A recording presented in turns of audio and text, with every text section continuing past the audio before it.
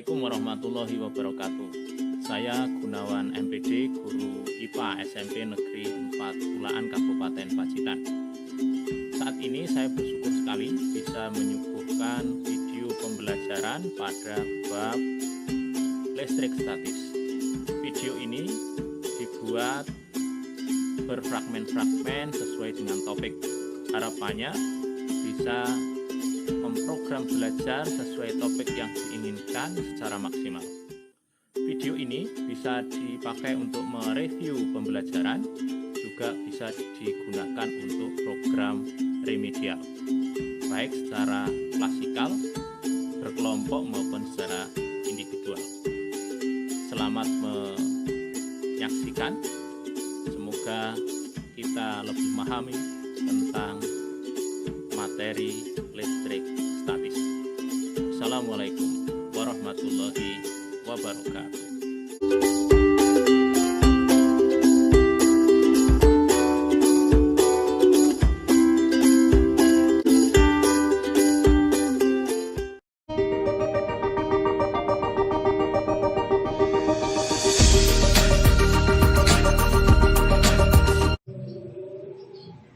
Assalamualaikum warahmatullahi wabarakatuh. Ketemu lagi dengan Kak Gunawan. Pada kesempatan ini, pada video ini, kita akan mempelajari tentang listrik statis. Nah, apa itu listrik statis? Bagaimana itu terjadi? Ini akan kita pelajari. Tapi sebelumnya, mari kita lihat fenomena alam, yaitu kejadian petir pada cuplikan video berikut. Petir merupakan kilatan cahaya di langit kemudian disusul oleh suara menggelegar. Hal ini disebabkan adanya perbedaan antara kecepatan suara dan kecepatan cahaya. Saat cuaca lagi buruk ditambah hujan lebat, petir bisa jadi sangat menakutkan ya guys. Seperti yang terjadi di Kanada pada tahun 2017 lalu nih. Sebuah penginapan di Bryson Lake Lodge, Kanada tertimpa pohon akibat tersambar petir. Dahsyat sekali bukan? Ini adalah contoh kejadian listrik statis. Namun ada contoh-contoh yang lain. Salah satunya adalah ketika penggaris plastik kita gosokkan ke rambut kita yang kering. Ternyata ketika didekatkan pada serbuk kertas, itu bisa menarik serbuk kertas atau serpihan-serpihan kertas sehingga bisa naik turun seperti pada gambar itu, seolah menari-nari. Ini penting untuk kita pelajari. Kenapa ini bisa terjadi? Tentu kalau hanya melihat apa yang tampak, kita kesulitan untuk mempelajarinya. Kita harus mempelajari hal yang mikroskopis atau hal yang tidak tampak oleh mata, yaitu tentang atom. Kita akan pelajari tentang atom. Nah, apa itu atom? Atom adalah partikel terkecil suatu zat. Jadi setiap zat terdiri atas atom-atom. Kemudian atom itu tersusun atas inti atom, di mana inti atom itu terdiri dari proton dan neutron. Kemudian inti atom itu dikelilingi oleh elektron. Proton itu bermuatan positif, neutron itu tidak bermuatan atau netral, elektron itu bermuatan negatif. Inilah penyusun atom. Ya. Jadi perlu kita ketahui, inti atom itu tersusun atas proton dan neutron. Kemudian di bagian luar atau bagian kulit yang mengelilingi inti atom tersebut adalah elektron. Nah, kita kasih lebih jelas lagi tentang ini. Jadi sekali lagi, bahwa zat itu terdiri dari atom-atom. Nah, atom itu terdiri dari inti atom. Inti itu bagian tengah, tersusun atas neutron yang warna biru itu, kemudian proton yang berwarna merah. Proton itu bermuatan positif, kalau neutron tidak bermuatan. Sedangkan elektron itu yang mengelilingi inti atom atau mengelilingi proton dan neutron itu bermuatan negatif. Jadi 3 partikel ini yang penyusun atom dengan susunan seperti itu. Ini model tentang atom. Teori atom ada yang merumuskan, para ilmuwan merumuskan bahwa atom terdiri dari partikel proton yang bermuatan positif, elektron bermuatan negatif, neutron tidak bermuatan. Lah proton dan neutron ini yang membentuk inti atom, sedangkan elektron yang mengelilingi inti atom tersebut. Elektron dalam mengelilingi inti atom itu bertingkat-tingkat. Ini kita pelajari di SMA atau kuliah nanti. Atom netral itu jika proton dan elektron jumlahnya sama. Itu netral. Atom bermuatan positif jika atom tersebut kekurangan elektron. Artinya elektronnya lebih sedikit, maka jadi positif. Kemudian atom bermuatan negatif jika atom kelebihan elektron. Nah, kita cermati, ini contoh model atom. Pada atom helium. Paham nggak kita tadi? Kita uji, berapa jumlah proton? Ada 2, yaitu yang berwarna merah. Berapa jumlah elektron pada gambar itu? 2, ya, yang selalu bergerak mengelilingi inti itu. Apakah atom helium ini bermuatan listrik? Tidak, netral. Ini netral karena jumlah proton sama dengan elektron. Ya.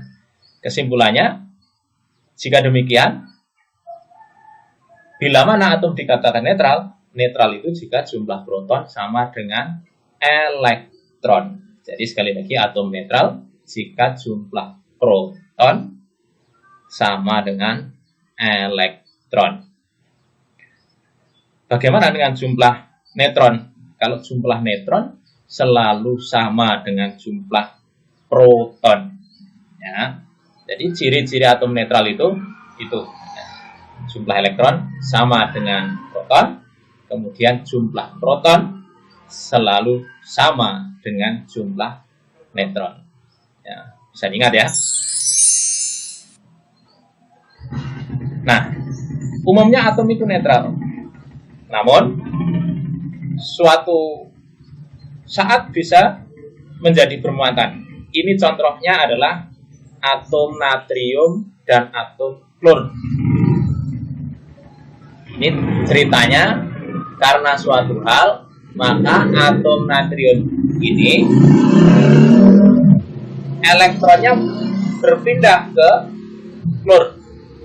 Beberapa elektronnya pindah ke klor. Maka akan berdampak natrium kehilangan elektron, maka natrium kekurangan elektron, dan natrium akan bermuatan positif. Sedangkan klor yang menerima elektron, itu klor akan kelebihan elektron, sehingga klor menjadi bermuatan negatif. Sekali lagi, yang berpindah adalah elektron, dan elektron itu bermuatan negatif. Kalau kekurangan elektron, berarti atom itu menjadi positif. Kalau ketambahan elektron, berarti atom tersebut akan bermuatan negatif.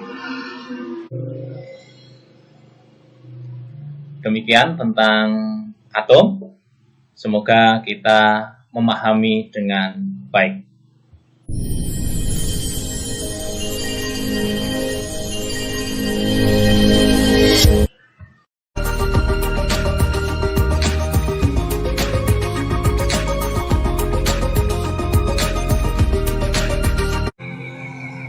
Assalamualaikum warahmatullahi wabarakatuh. Ketemu lagi dengan Kak Gunawan. Pada kesempatan ini kita akan melanjutkan mengkaji tentang listrik statis materi IPA kelas 9. Fokus pada sesi ini adalah terkait dengan benda bermuatan listrik.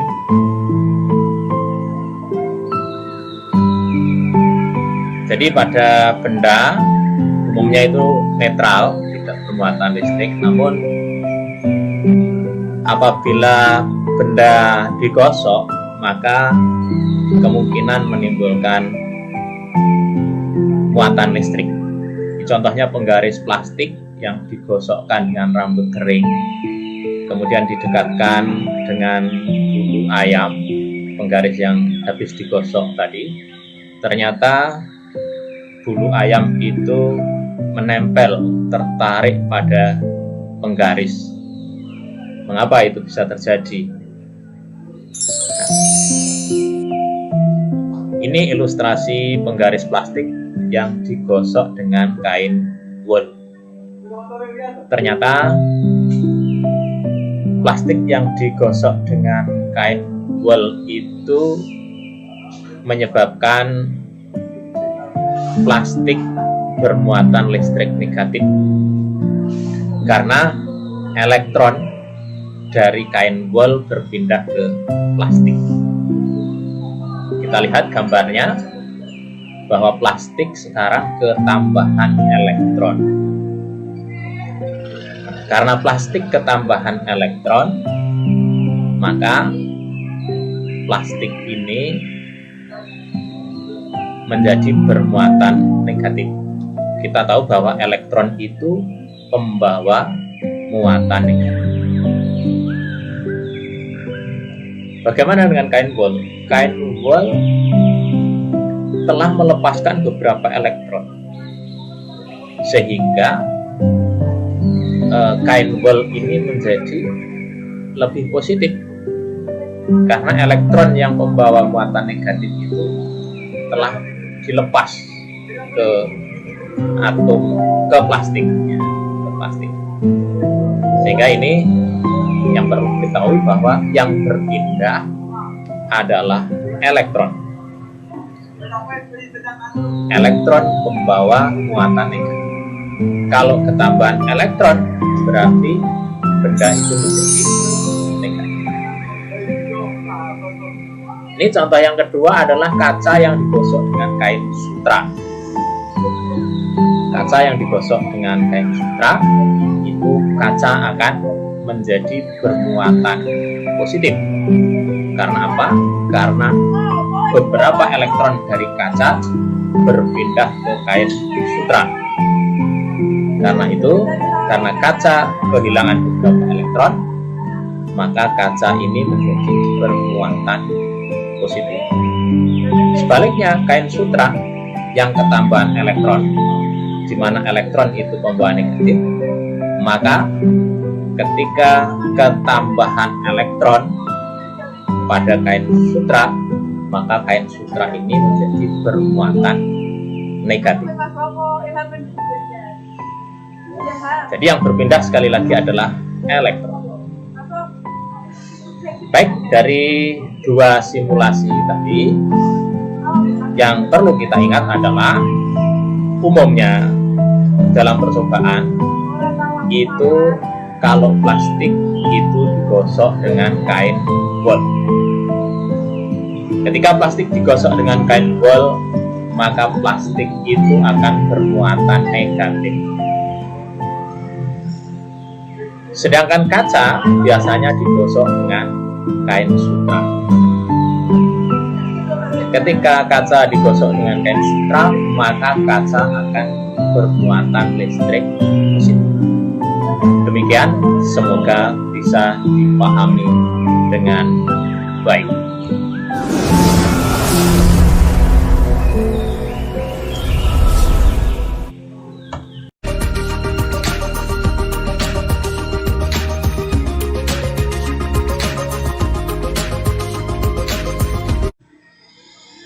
Assalamualaikum warahmatullahi wabarakatuh.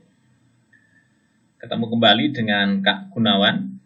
Pada sesi ini kita akan melanjutkan tentang listrik statis materi IPA kelas 9. Fokusnya adalah pada interaksi antar benda bermuatan listrik.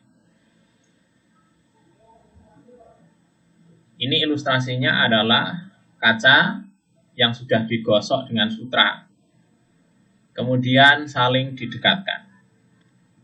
Kaca bermuatan positif didekatkan dengan kaca yang bermuatan positif, ternyata tolak menolak. Kesimpulannya adalah bahwa muatan sejenis itu bila didekatkan akan saling tolak menolak. Jadi sekali lagi, benda yang bermuatan sejenis ketika didekatkan tolak menolak. Terus yang kedua ini, ketika plastik yang sudah digosok dengan wol didekatkan dengan kaca yang sudah digosok dengan sutra, ternyata tarik-menarik. Kesimpulannya bahwa benda yang bermuatan tidak sejenis ternyata tarik-menarik. Nah, kita cermati ini tentang hukum Coulomb. Jadi ada dua benda, Q1, Q2 yang gambar atas sama-sama positif. Dipisahkan dengan jarak R, ternyata terjadi tolak-menolak sebesar F gayanya. Kemudian yang bawah itu benda bermuatan Q1, Q2 tapi berbeda jenis muatannya. Dipisahkan jarak R, ternyata terjadi tarik-menarik sebesar E. Nah, ternyata besar gaya tarik-menarik atau tolak-menolak antar muatan itu sebanding dengan besar muatan masing-masing dan berbanding terbalik dengan kuadrat jarak kedua muatan. Jadi dua faktor ini yang mempengaruhi, yaitu muatan dan jarak. Kalau dirumuskan, F adalah K kali Q1 kali Q2 per R kuadrat. Sekali lagi, F sama dengan K kali Q1 kali Q2 per R kuadrat. Sekali lagi kita camkan bahwa besar gaya tarik atau tolak antar muatan itu sebanding dengan besar muatan masing-masing dan berbanding terbalik dengan kuadrat jarak. Rumusnya F sama dengan K Q1 Q2 per R kuadrat. Di mana F adalah gaya Coulomb satuannya Newton, Q adalah muatan listrik satuannya Coulomb, R adalah jarak satuannya meter, dan K adalah ketetapan, nilainya 9 kali 10 pangkat 9 Newton meter kuadrat per Coulomb kuadrat. Perhatikan satuannya itu. Contoh soal. Dua buah benda masing-masing bermuatan listrik 3 mikrocoulomb dan min 2 mikrocoulomb yang terpisah sejauh 10 cm. Bila ketetapan Coulombnya 9 kali 10 pangkat 9 Newton meter kuadrat per Coulomb kuadrat, berapakah besar gaya tarik antara kedua muatan? Cermati di situ muatannya berbeda jenis. Yang satu plus 3 mikrocoulomb, yang satu min 2 mikrocoulomb. Tapi satuannya mikro. Itu harus diubah ke coulomb. Terus terpisah sejauh 10 cm, itu satuannya cm, juga harus diubah ke meter. Sehingga perlu diketahui ini mikrocoulomb kalau diubah ke coulomb menjadi 10 pangkat min 6. Sentimeter kalau diubah ke meter adalah 10 pangkat min 2. Jadi sebelum menghitung, pastikan satuannya sudah standar internasional. Ya. Sehingga kalau muatan satuannya harus coulomb, tidak boleh mikrocoulomb. Kalau jarak satuannya harus meter, tidak boleh kalau sentimeter. Kalau itu ditemui dalam soal, maka ya harus diubah ke satuan coulomb ataupun meter. Kita ingat rumus F adalah K kali Q1 kali Q2 per R kuadrat. Ingat-ingat nih rumusnya. Ya, rumus dari gaya Coulomb. Kita masukkan angkanya, Q adalah 9 kali 10 pangkat 9 Newton meter kuadrat per Coulomb kuadrat. Kali Q1 adalah 3 kali 10 pangkat min 6 Coulomb, dan Q2 2 kali 10 pangkat min 6 Coulomb. Dibagi R, R-nya diubah ke meter menjadi 0,01 meter. Dikuadratkan menjadi 9 kali 10 pangkat 9 Newton meter kuadrat per Coulomb kuadrat, 3 kali 10 pangkat min 6 Coulomb, 2 kali 10 min 6 Coulomb, dibagi, nah ini diperhatikan, R-nya 0,01 itu harus dikuadratkan dulu. Kemudian meternya juga dikuadratkan. Jadi angkanya dikuadratkan, sehingga menjadi 0,001. Baru meternya juga dikuadratkan. Ini sering keliru ya. Jadi kalau dalam kurung dikuadratkan, angkanya dikuadratkan, satuannya dikuadratkan. Sehingga menjadi ini yang berbeda bentuk adalah R-nya 0,001 menjadi 10 pangkat min 4. Ini biar mudah di dalam menyederhanakan. Sehingga menjadi nilainya satuannya disederhanakan, meter kuadrat dengan meter kuadrat itu dicoret saling menandakan, per kolom kuadrat dengan kolom kali kolom juga saling menyandakan, sehingga satuannya menjadi 540 Newton. Jadi perhatikan ini. Yang pertama bahwa benda yang bermuatan tidak sejenis, tarik-menarik. Kemudian satuannya harus dicermati, harus mengikuti ketentuan. Kemudian rumusnya harus hafal. Kemudian ketika angkanya dimasukkan, hati-hati R ya. R kuadrat itu ya satuannya, angkanya dikuadratkan, satuannya juga harus mengikuti dikuadratkan.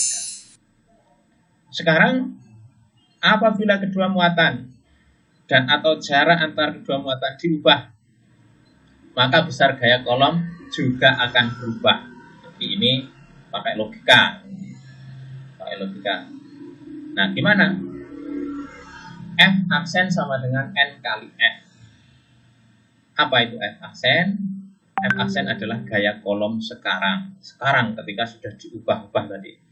Terus F itu gaya kolom sebelumnya, sebelum diubah. Terus N adalah kelipatan gaya kolom sekarang, tentunya dibanding dengan gaya yang tadi. Sekarang menjadi pertanyaan, gimana menentukan N? Menentukan N atau besarnya perubahan, kelipatan perubahan itu. N rumusnya adalah NQ1 dikalikan NQ2 per NR kuadrat. Dengan NQ1 yang dimaksud adalah kelipatan muatan listrik benda satu. Misalnya benda satu berubah menjadi berapa kali lipat gitu. Kemudian NQ2 itu adalah kelipatan muatan listrik benda 2. Misalnya muatan 2 juga berubah sekian kali lipat. NR itu kelipatan jarak benda 1 dengan benda 2. Misalnya jaraknya dijauhkan menjadi sekian kali lipat atau didekatkan menjadi sepersekian kali lipat. Maka itu akan mempengaruhi. Ingat rumusnya adalah begitu. Contohnya, dua buah benda masing-masing bermuatan listrik Q1 dan Q2 terpisah sejauh R dan menimbulkan gaya tarik-menarik sebesar F. Apabila jarak keduanya dijauhkan menjadi 2 kali mula-mula. Jadi jaraknya 2 kali mula-mula. Nah, dengan diketahui NQ1 tidak berubah, tetap. Kalau tetap berarti nilainya 1. NQ2 juga tetap karena tidak ada kejelasan di situ. Sehingga NQ2 juga tetap nilainya 1. Artinya sama, tidak berubah. Nah, NR-nya yang berubah. Jaraknya menjadi 2 kali, berarti NR-nya 2. Nah, ditanya F aksen, gaya sekarang. Kita jawab F sama dengan N kali F. Ya, tapi harus dicari dulu N. N nilainya sama dengan tadi rumusnya. NQ1 kali NQ2 dibagi NR dikuadratkan. Kita masukkan angkanya. NQ1 itu 1, NQ2 itu 1, kemudian NR itu 2, menjadi 1 kali 1 per 2 kuadrat adalah 1/4. Kita masukkan N ke rumus F aksen sama dengan NF, hingga diperoleh F aksen adalah 1/4F. Ya. Jadi apabila jarak keduanya dijauhkan menjadi 2 kali mula-mula, maka besarnya gaya sekarang menjadi 1/4 gaya mula-mula. Demikian ya. Ini terkait dengan interaksi antar benda bermuatan listrik. Jadi ini materi kita, interaksi antar benda bermuatan listrik, yang perlu kita pahami bahwa benda yang bermuatan sejenis itu tolak-menolak, benda yang bermuatan tidak sejenis tarik-menarik. Di mana besarnya gaya tarik-menarik itu sebanding dengan perkalian kedua muatan dan berbanding terbalik dengan kuadrat jarak. Semoga ini bisa kita pahami dengan baik.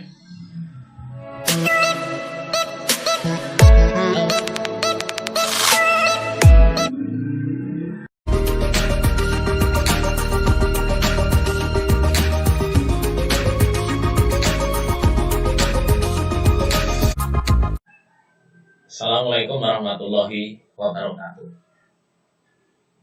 Ketemu lagi dengan Kak Gunawan pada sesi ini, masih pada materi listrik statis, materi IPA kelas 9. Pada sesi ini kita akan mempelajari tentang medan listrik. Apa itu medan listrik? Medan listrik itu adalah area atau ruang atau wilayah di sekitar muatan listrik yang masih ada pengaruh gaya listrik. Berdasarkan gambar ini ada muatan Q besar.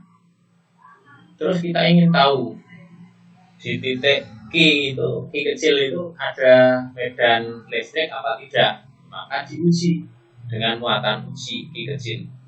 Jika di situ ada gaya tarik atau gaya tolak, maka di situ berarti ada medan listrik. Semakin jauh letak benda uji dari benda muatan Q, maka gayanya juga semakin kecil, sehingga kuat medan listriknya juga semakin kecil. Ya. Jadi yang perlu digarisbawahi, jaraknya semakin jauh, maka medan listriknya semakin kecil. Nah, kita dalami lagi, ya, bahwa kuat medan listrik itu, ya, misalnya benda muatan listrik Q besar didekatkan dengan benda muatan uji Q kecil berjarak R, ternyata ada persamaannya ini. Medan listrik E itu adalah F per Q. Medan listrik itu gaya kolom dibagi dengan muatan uji. Sehingga tentang gaya kolom itu sudah kemarin. Sehingga diperoleh rumus E sama dengan K kali Q per R kuadrat. Rumus yang terakhir ini perlu dicermati. Hampir mirip dengan gaya kolom. Cuma Q-nya ini cuma satu. Karena yang menyebabkan medan listrik ini ya muatan sumber saja. Sehingga K kali Q dibagi R kuadrat. R ini adalah jarak suatu titik ke muatan sumber. Nah, ini yang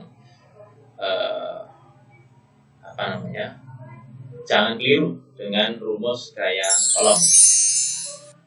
Kita pelajari konsep selanjutnya, yaitu garis-garis gaya listrik.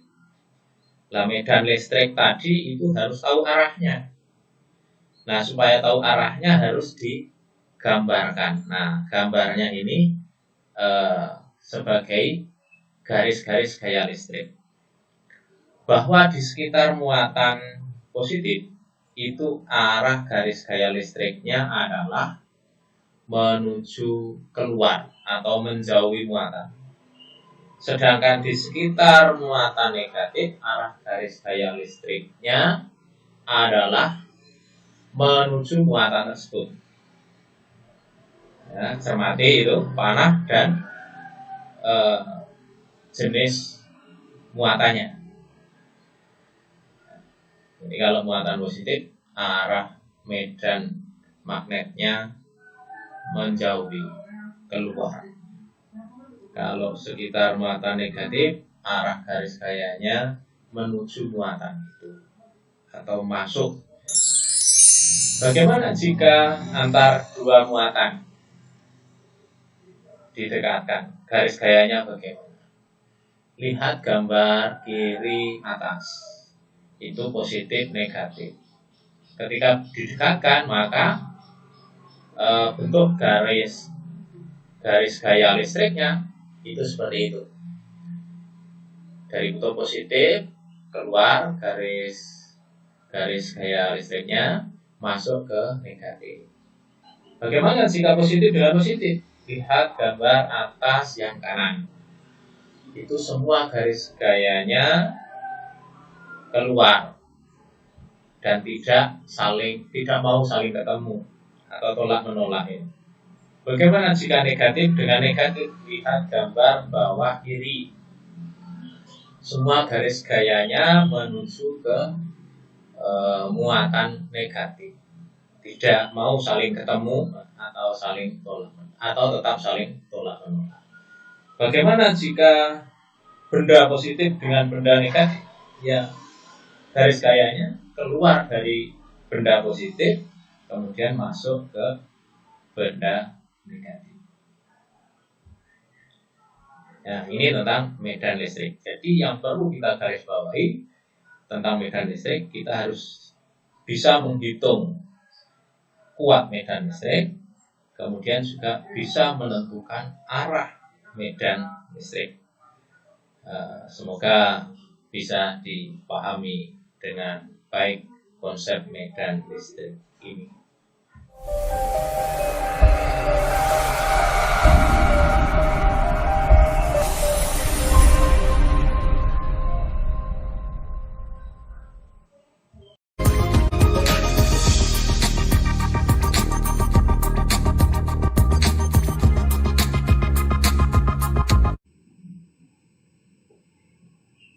Baik, kita lanjutkan belajar kita tentang listrik statis, materi IPA kelas 9. Pada kesempatan ini, kita akan mempelajari tentang prinsip kerja elektroskop. Apa itu elektroskop? Elektroskop itu alat yang digunakan untuk mendeteksi apakah suatu benda itu bermuatan listrik apa tidak. Jadi ini alat pendeteksi. Nah, bagian-bagian dari elektroskop itu ada kepala elektroskop, lihat gambar ya. Ada konduktor, ada daun elektroskop, kemudian ada dinding kaca.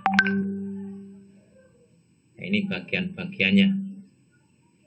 Nah, yang pokok adalah kepala elektroskop, kemudian konduktor, kemudian daun elektroskop. Nah, prinsip kerjanya, apabila daun elektroskop itu tertutup, maka elektroskop itu netral. Di sekitar elektroskop itu netral. Namun apabila daun elektroskopnya terbuka, seperti gambar yang bawah itu, maka berarti di sekitar elektroskop itu benda yang mendekatinya bermuatan. Nah, lihat ilustrasinya. Kalau netral itu daunnya menutup seperti itu. Namun ketika didekati dengan muatan positif elektroskop itu, ternyata muatan elektron-elektron pada elektroskop itu menuju ke kepala, menyambut kedatangan benda yang bermuatan positif tadi. Kemudian di daun elektroskop itu terkumpul muatan-muatan positif. Nah, sama-sama muatan positif, itu kan tolak menolak. Karena tolak menolak maka daun elektroskopnya terbuka, membuka. Jadi kalau didekati muatan positif, di daun elektroskopnya semua positif, saling tolak menolak maka terbuka. Nah, bagaimana jika didekati dengan muatan negatif? Kalau didekati dengan benda bermuatan negatif pada kepala elektroskop itu, maka yang muatan positifnya menuju ke kepala elektroskop. Elektronnya menjauhi, kemudian menuju pada daun elektroskop. Sehingga semua yang ada di daun elektroskop itu negatif. Sehingga negatif dengan negatif akan tolak menolak, maka daun elektroskop juga membuka. Kesimpulannya adalah bahwa elektroskop ini adalah alat untuk mendeteksi apakah benda itu netral apa bermuatan listrik. Kalau pada elektroskop itu ketika didekati benda daun elektroskopnya membuka, berarti benda tersebut bermuatan listrik. Semoga bisa dipahami tentang prinsip kerja elektroskop ini.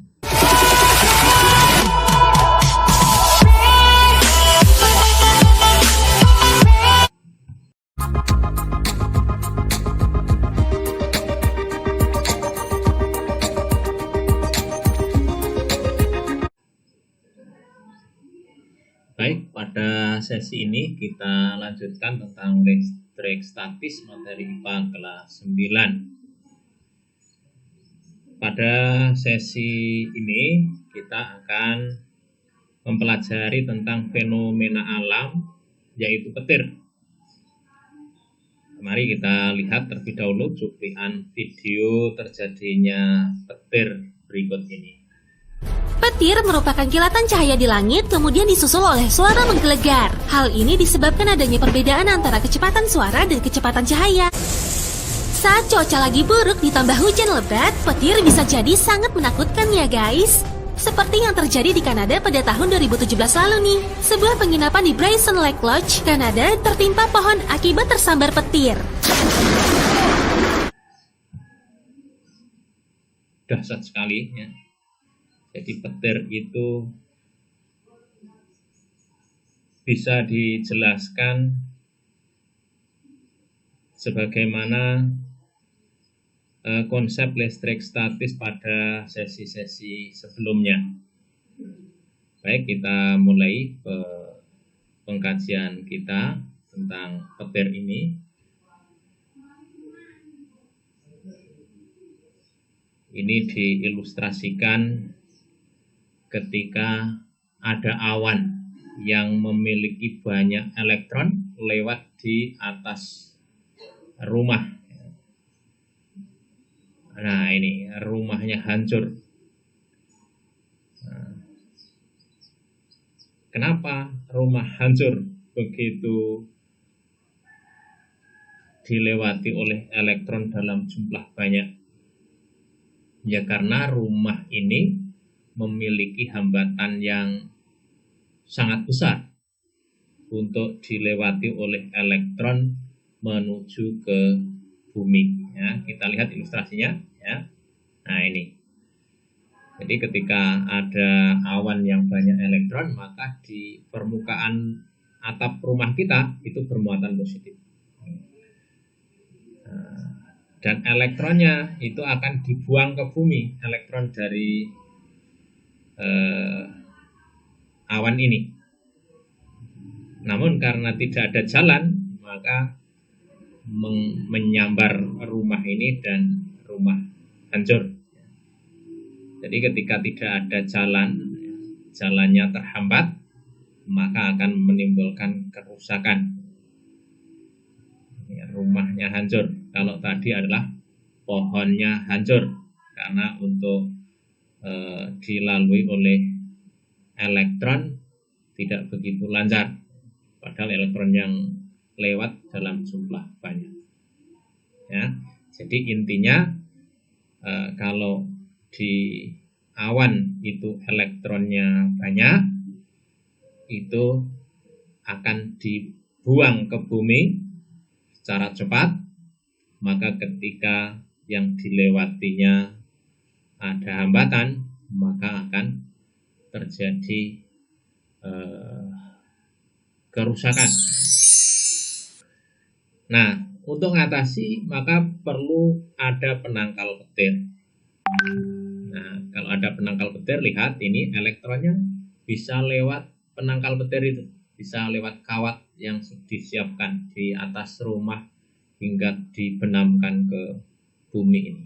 Jadi elektronnya punya jalan untuk lewat, sehingga tidak menimbulkan kerusakan terhadap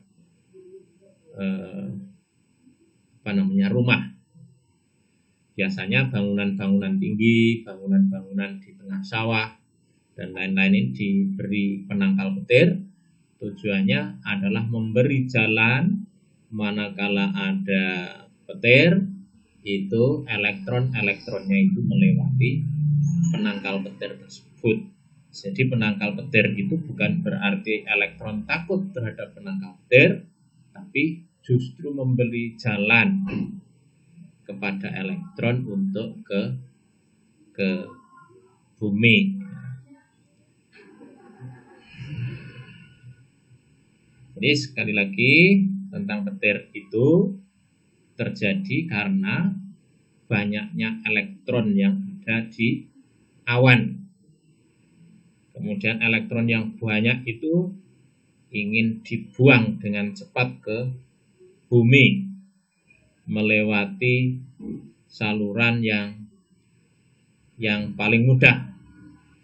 Nah, ketika tidak ditemukan saluran yang paling mudah, maka bisa menyambar apa saja yang ada di bawahnya. Nah, pertanyaannya adalah bagaimana elektron di awan itu bisa terbentuk? Itu berawal dari keadaan cuaca biasanya.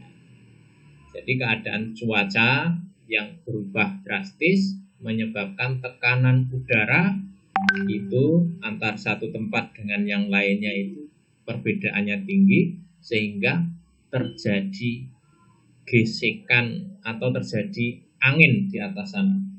Nah, gesekan awan dengan angin inilah kemudian menimbulkan perpindahan elektron. Nah, elektron nanti tertampung banyak di awan sana, akhirnya akan terjadi proses netralisasi, yaitu membuang elektron yang banyak tersebut ke bumi. Nah, bumi itu kan mampu menampung elektron dalam jumlah banyak. Jadi petir itu pada akhirnya proses netralisasi yang terjadi di awan sana. Nah, demikian, semoga bisa dipahami terkait dengan petir.